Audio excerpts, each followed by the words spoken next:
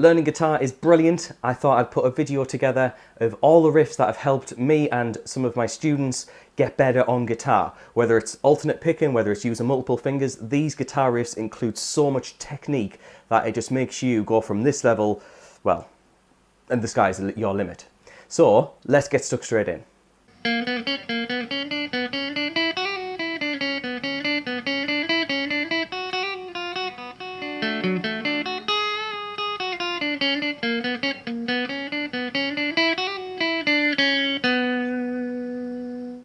Plug-in Baby is not only a fantastic guitar riff, but it's got tons of technique in it. Not only does it use the harmonic minor scale with a few accidentals, but it also forces you to keep your fingers really close to the strings when you're playing. That helps you achieve the nice legato feel. If you have your fingers really far out when you play, like a lot of beginners end up doing, it doesn't sound as nice. It sounds a bit choppy and a bit, well, not nice. When you have your fingers really close to the frets, you help that legato, that smooth element.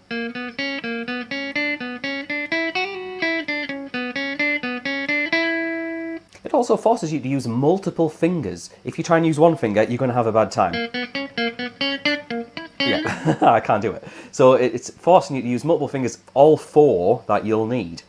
What's also really good is that riff forces you to use alternate picking. Now you can use all downstrokes, but when I mentioned earlier about legato, alternate picking helps you with legato. It also helps you play fast, and it also helps you just get through guitar riffs as easy as possible. Now alternate picking, if you don't know, is basically just where your plectrum alternates between down and up. So if you watch what my right hand does here, you'll notice when I play slowly, I'll be going down and then up for a lot of the strings.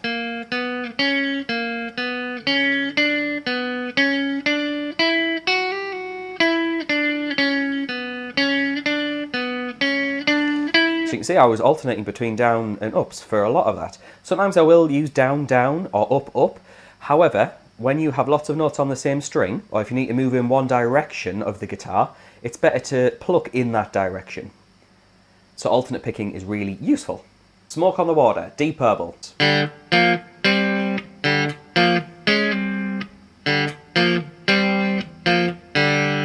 Not only is this a classic for beginners to learn, but it's really good for using two different forms of playing. You can use a flat finger to play the notes.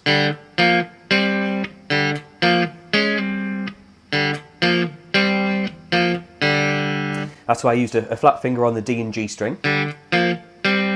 Or you could use two fingers.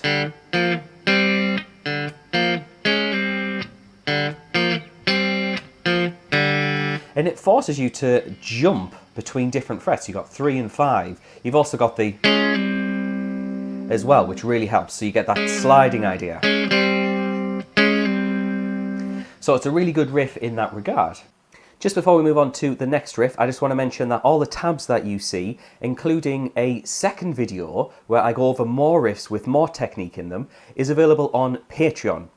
Links are in the description, and you get all the tabs that you've seen up to now, including the tabs for the second video, where I go over songs like Back in Black, Crazy Train, Carry On My Wayward Son. I do some Blink-182, some Led Zeppelin, I do a load of stuff, some Hendrix as well. So head on over to Patreon if you want to check out that stuff. Smells Like Teen Spirit, Nirvana.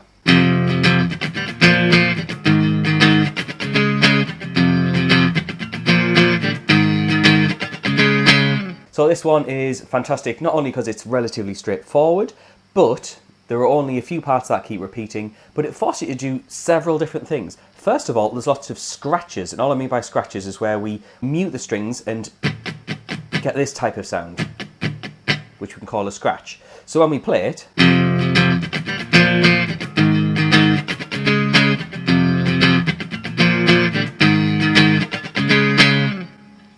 that really adds something to it. If we take away those scratches,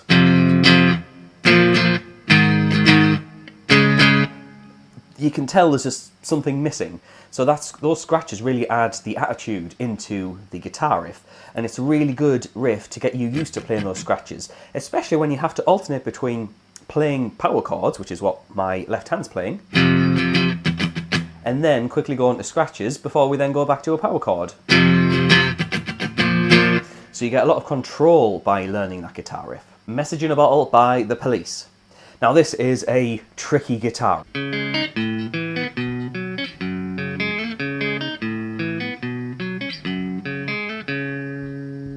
Now this one forces your left hand to be incredibly precise. It also causes your fingers to stretch out really far. The tab's on the screen, but you can see we have to go at the beginning 4, 6 and then 8. That's a massive jump. So we're going 1, 2, 3, 4 between these two fingers. Now you might be thinking, well, that's not too difficult. However, you then got to repeat that up here, same shape, again, and again, which then slide.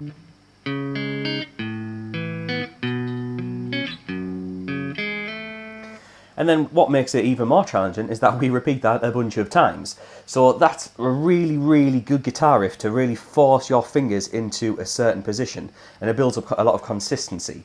And with these types of guitar riffs, if you're wanting to learn that, start by playing really slow.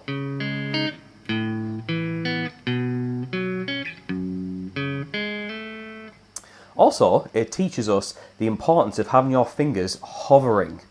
Now, sometimes when people learn guitar riffs, they'll think, oh, well, I'll play the first note. Okay, I've done that. Now let's get to the second note. And let's get to the next note. And when they try and put it all together, they struggle to build up the speed and the fluency. By having your fingers hovering over the notes that they need to play before you play it is one of the most valuable tips that you can ever learn on guitar.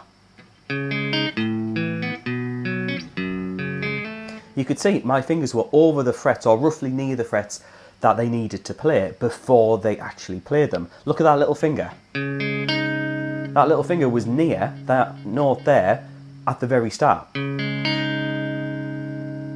So, if you take anything away from this video, let that be what you take away. The Rising Sun, The Animals.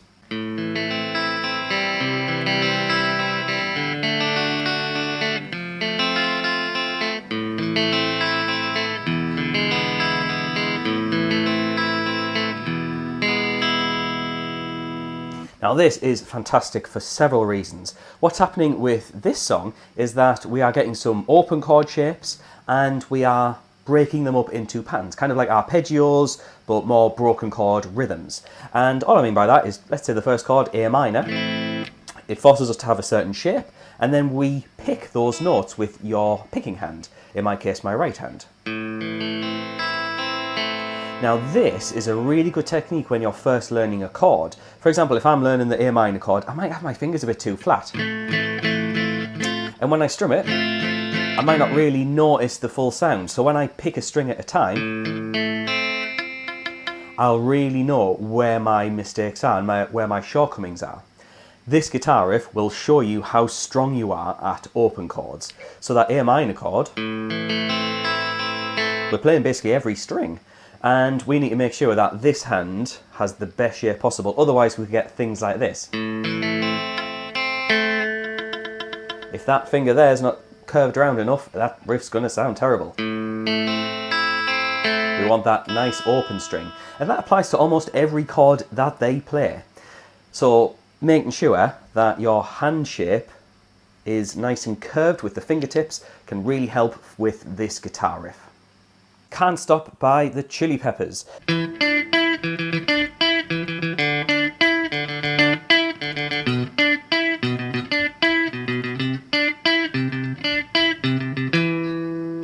Can't Stop is not only dead catchy, but it's also a really, really good exercise in alternate picking, as well as jumping over strings. So for example, at the start, we have to play the A string, fret 7, miss the D string and go to 7 on the G string, and then 7, 9 on the G string.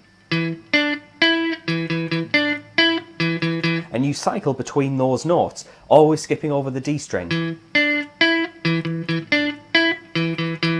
So you're forcing both hands to skip over a string, very easy to catch that string. So when you practice riffs like this, you have to play nice and slow to begin with.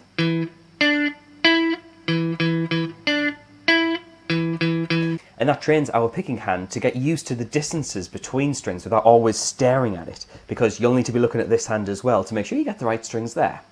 It also forces us to use alternate picking, like I alluded to earlier, here.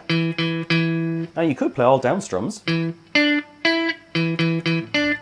that works. However, down and up will help you in the long run. You could hear there and see down, up, down. So that's a really good use of alternate picking. And there we go, there's the list. Did I miss out any? Let me know in the comments. Now, if you're interested in getting the PDFs of the tablature of all the riffs that I've mentioned, plus that bonus video where I go over a bunch more guitar riffs in the same format, then check out Patreon. There's a link in the description. Also, if you fancy going to the merch store and picking up a Piano and Pies t-shirt, like you can see on the screen, then that is just open. Thanks for watching, guys. Please like and subscribe. I'll see you in the next one.